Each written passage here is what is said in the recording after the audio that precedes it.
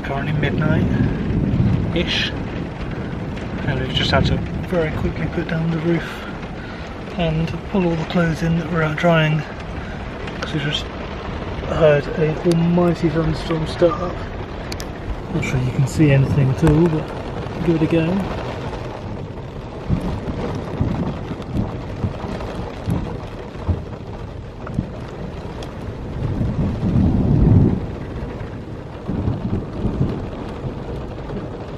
So we made it through the terrifying thunderstorm last night. It was a bit of a hairy moment. We were kind of jumping up quickly to go and put the roof down before we got struck by lightning. But also, obviously, all our fabric was getting wet in the torrential rain. Look how choppy the lake is now this morning. It's made a huge difference, but it is quite a bit cooler, which is nice. But anyway, it's our last day here. Well, it was our last night here last night at Manor Farm. So we're heading on to Kalmesy through a couple of like Fulka Pass and a couple of nice pretty drives on the way. So we'll catch up with you when we find somewhere to camp.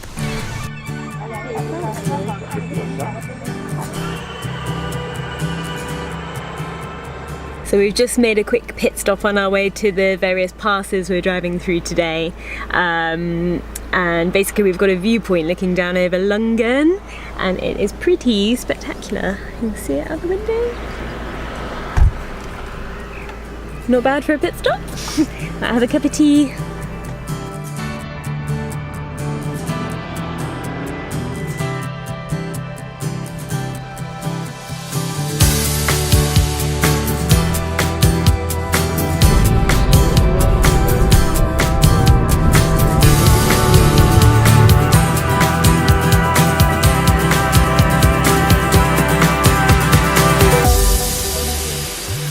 So we're just driving on our way up to Fulka Pass, and the roads to the mountains here are absolutely spectacular.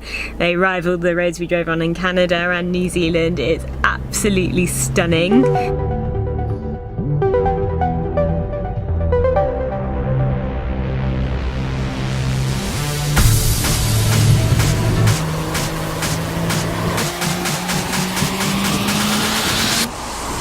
So we're still going upwards into the mountains, and we seem to be coming up through the clouds now and hopefully out the other side, but I'm not quite sure. It's pretty cloudy out there.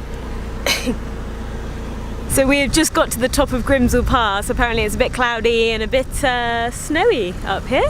It is absolutely freezing. It's a bit different to the 30 degrees we had in France.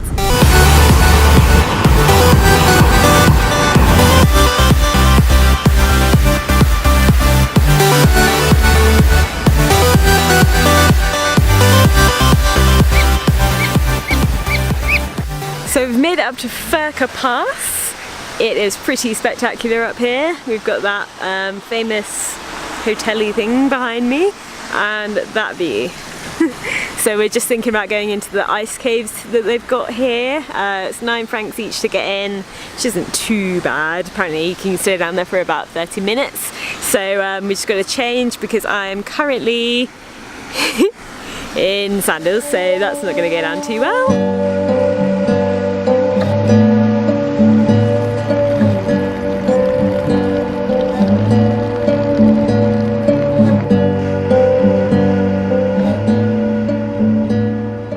So we've come into the caves, and actually I thought it was just going to be an ice cave, but there's like a huge glacier here and like beautiful views over the land around. I mean, we could kind of see most of it from the car park, but you couldn't see the glacier over that way at all.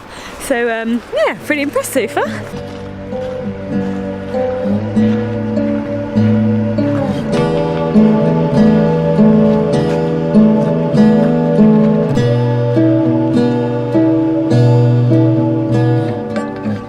So for 9 francs each, so I think this is the cheapest kind of glacier experience you can ever really get. The only weird thing is they've kind of covered it all in like rags and things. I'm guessing it's to stop it melting. Looks like something out of Star Wars or something, I don't know.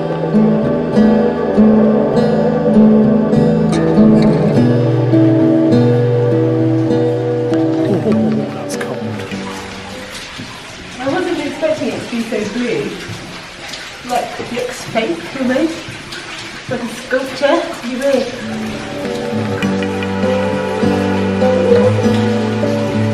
Oh, it's too hard to make that. Oh my goodness.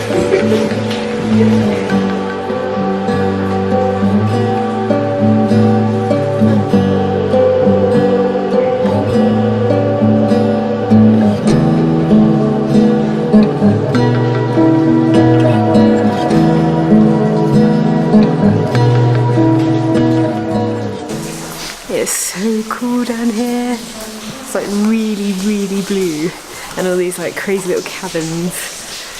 It reminds me of Zelda, the Ocarina of Time, like the ice caverns and the ice temples down there. So gorgeous, look at it.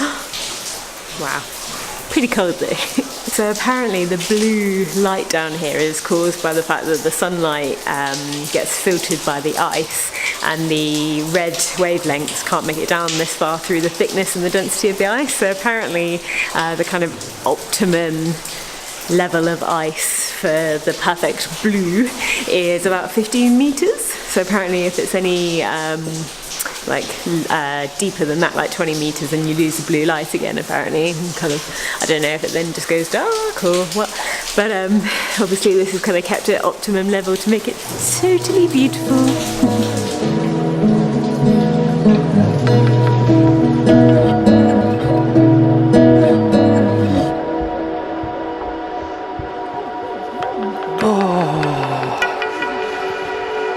So much warmer out here. Looks like Rudolph has come early this year. Cold.